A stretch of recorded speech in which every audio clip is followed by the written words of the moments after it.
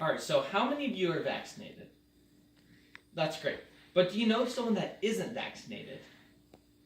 All right, and of those, do you know a person that has a religious or philosophical exemption?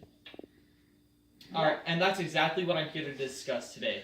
In the status quo, 47 states allow for some sort of personal belief exemption. The only 3 that don't are California, Mississippi, and West Virginia. After thorough research, I believe that number should jump up to all 50 states. I came to this conclusion, and you should too, by looking at 3 simple points. First, we'll look at why parents reject vaccinating their children in the first place. Next, we'll look at the effects of refusing to vaccinate your children.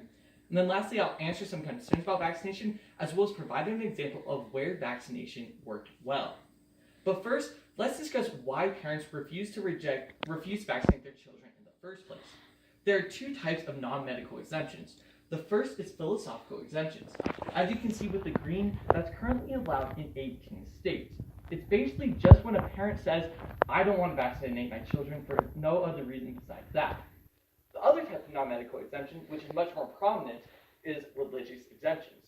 That encompasses all of the green states as well as the purple states. But there's a problem with religious exemptions. According to the Pew Research Center, on July 16th of 2015, no major U.S. religion is actually against vaccination. Even though they might have problems with some of the ingredients, they tell their supporters to either seek out alternate vaccinations or to accept that vaccination in general. So ultimately, these religious exemptions are just another form of philosophical exemptions. But there are 2 types of people that reject vaccinating their children, as a CBS News article on April 25th of 2017 found. The first type are lower class citizens that have trouble getting access to medical care. But the other type are upper class citizens that, as the article said, are ignorant about their health and the health of the people around them. But lastly, CDC data from 2015 shows that 89% of all exemptions are non-medical, so encompass philosophical or religious exemptions. And that'll be pretty important here in a bit, so keep that in your mind. But next, let's talk about the effects of having your children not vaccinated. But in order to understand why we need to vaccinate children, you have to understand a concept called herd immunity. That concept says that not everyone has to be vaccinated in order to prevent outbreaks, because there are a certain amount of kids that can't be immunized for medical reasons, so they get medical immunization.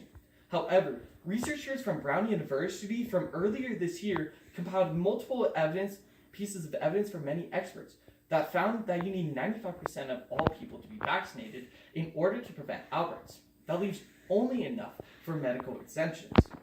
Now let's take a look at the national rate of vaccination in the United States. Josh Lewis, citing CDC data from February 4th of 2015, found that the national rate is 95%, which means we shouldn't have these outbreaks, right? However, that's not true. As you can see, there's an uneven spread across the nation, with 26 states not reaching that 95% threshold. But let's talk about some of the impacts of that. Lena Sun, citing a JAMA report on October 3rd of 2017, found that in 2014, we had the most cases of measles within the United States since its official elimination back in the early 2000s. What's more scary is that we're seeing less imported cases of measles, but more cases transmitted within the United States, which is something we've never seen before. This is a problem that is arising now and has to be fixed. The only solution to that, as we move on, is to vaccinate your children. And now let's talk about some of the reasons why people don't vaccinate and how it actually works. The first major reason that anti-vaxxers say you shouldn't have these mandatory vaccination laws is First Amendment rights and freedom of religion. However, the Supreme Court said in Prince versus Massachusetts that a state is not obligated to provide a religious exemption.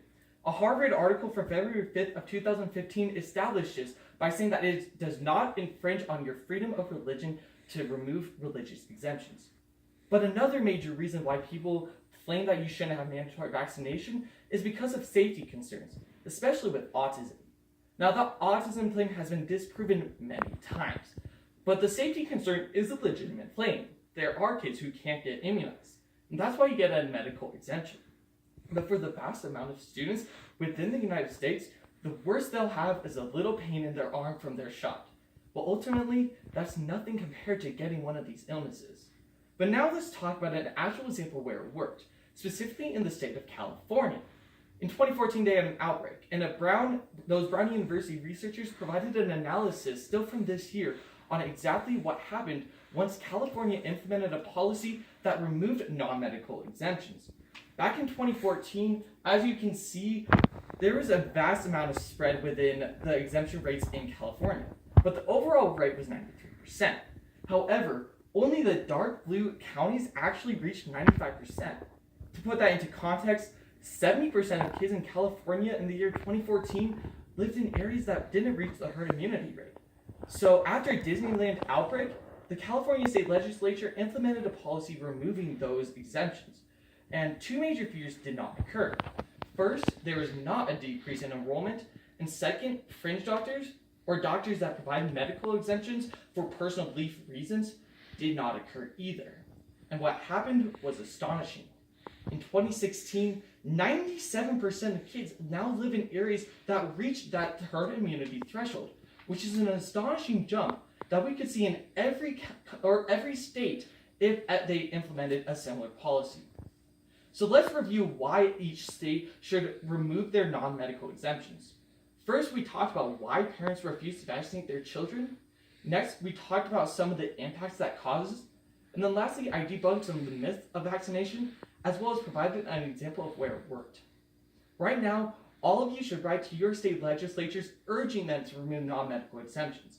However, in the short term, since you all know someone that has a non-medical reason to be unvaccinated, talk to them, provide them the evidence I gave you, because you might just save their life.